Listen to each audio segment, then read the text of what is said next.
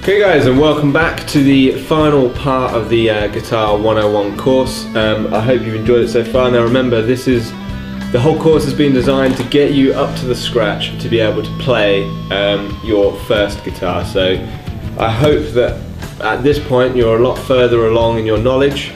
You'll be able to name the parts of the guitar. You should be able to read a chord diagram, which is what we were covering last time.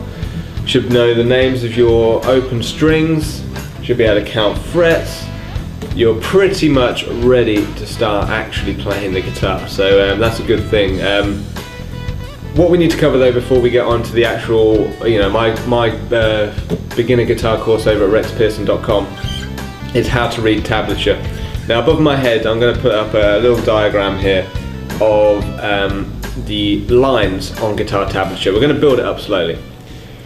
The guitar tab tells you what you need to play over time. So rather than just a snapshot, it gives you enough information to know what to play after. So we start off with the 6 lines, which you can see above me. Now they refer, just as the chord diagram does, to the 6 strings. So going from the 6th string, the lowest note, up to the highest string, the high E. You should know the names of your notes. Elephants and dogs grow big ears. If you don't know what I'm talking about, then check out the parts before. You should have been following the guitar course from start to finish, hopefully. So you should know what I'm talking about. Those 6 lines, as I've said, refer to those 6 strings. The next part is to know which string is which. So the 6th string, which will be the one that's lowest on the page, would be the low E, and the highest string in the notes will be that high E. Now some people get confused because I'm saying low and I'm talking about this string here, which is actually high. But whenever I say low and high, and whenever guitarists say it, the high string, the low string, they're talking about the pitch. Always think about the pitch, the low string through to the high string. Okay, so the next part is to look at what the numbers mean. Now, this is the difference between a fretboard diagram and tablature. Fretboard diagram, it shows you visually what your guitar will look like. On guitar tab, it looks a little bit different. What they do is they put numbers in the places where they want you to fret. So, as we did in the last part where I tested you, if I was to say the low E string, 3rd fret, what it would show on tablature is just the number 3. But what you need to do is go on the low E string, count up 3 frets, low E, so you've got the 1st fret here, 2nd fret, 3rd fret, a guitar sort of laid on its side like this, pointing towards you, and it's trying to show you what notes you need to actually play on that fretboard. Show you. Okay, the final thing about tab, you can see the diagram above me, it's got the 3rd fret that I was talking about there. You see the note next to it though has a 0. Now what that 0 means, just like in the chord diagram, the circle means to play the open string. The next thing with tab, so we've covered what the strings mean, the 6 strings. We know that the numbers are referring to the frets. The next thing people ask me is when do you play what note, because it can look a bit confusing because you've got a combination of numbers on different strings. When do you play those, those numbers, and how does it all fit together? Here's a couple of rules that generally apply. Now I've got a diagram up behind me that will show you a single note to single note line.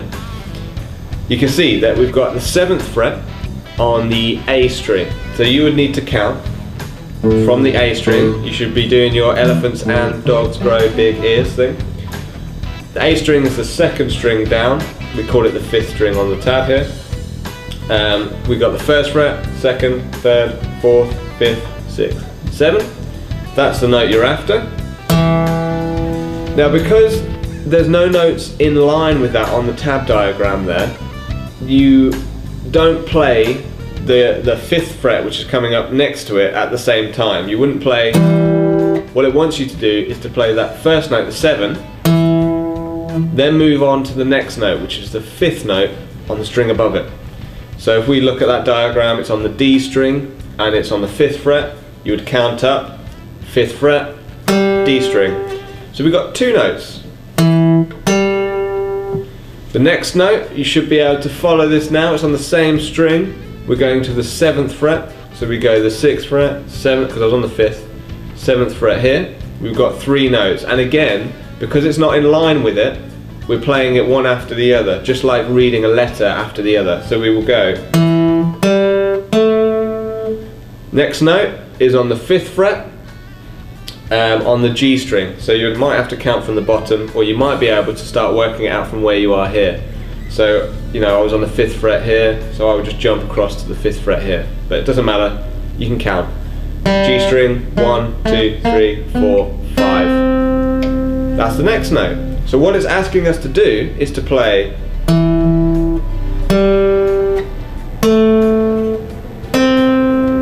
now the final note is the 7th fret on the string back this way.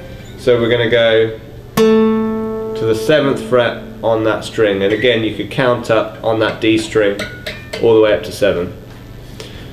Now tab doesn't tell you how to play those notes. It's asking you to use your ears, because when you're learning songs you need to know the song fairly well before you can look at the tab and actually start piecing it all together. It doesn't tell you how fast or slow to play it, whether to play the first note for a long time and then play the other notes quite quickly. It doesn't tell you whether to play fast or slow.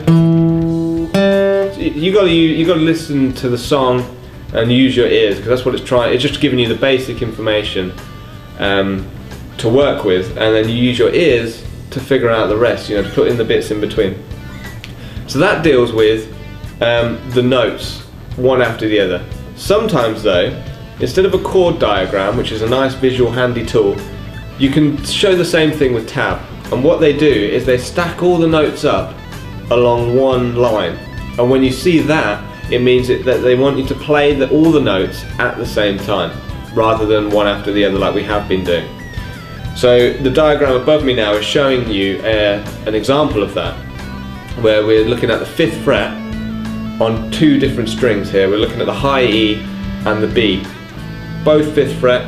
You can see that they're both in line, so we want to play them both at the same time. Now if I count up from the high E, 3, 4, 5. Same with the B here, it's on the same fret. Wants me to play them together, so I pluck them both at the same time with just a downstroke. That's what it's asking me to do. If it was trying to tell me to go like that, it would put the 2 5th frets next to each other rather than on top of each other like they are in that diagram. That covers everything you should need to be able to read tab. It's as simple as that. You've got your 6 strings, you've got your frets, and you've got the numbers. If they're next to each other, it means playing one after another. If they're on the same one, it means to play it at the same time, usually a chord or a part of a chord. So I hope that's helped you in reading your tablature. You're now ready to take the Rex Pearson exam, which is over on rexpearson.com. Only available to members, but membership is totally free. All you need is an email, and that is it. There's no spam, no adverts. It's literally just a place where you can access all that information, and you get a handy access to the forums. And you can also suggest lessons too, because after the courses that I've designed and put together for you, the future is down to its members. So the members will be able to shape, what lessons are going to be appearing in the future. If you enjoyed the lesson, if you enjoyed the Guitar 101 course, please share it with friends, family, Facebook, YouTube users, subscribers, MySpace, whatever you want to, whoever you think might enjoy these lessons. Share, and that's the only way it can keep the website free, is if its members share. So I hope you enjoyed it. I hope you pass the exam with flying colours and move over to the beginner guitar course on rexpearson.com, and I shall see you ready to play on the beginner guitar course. I'll catch you then.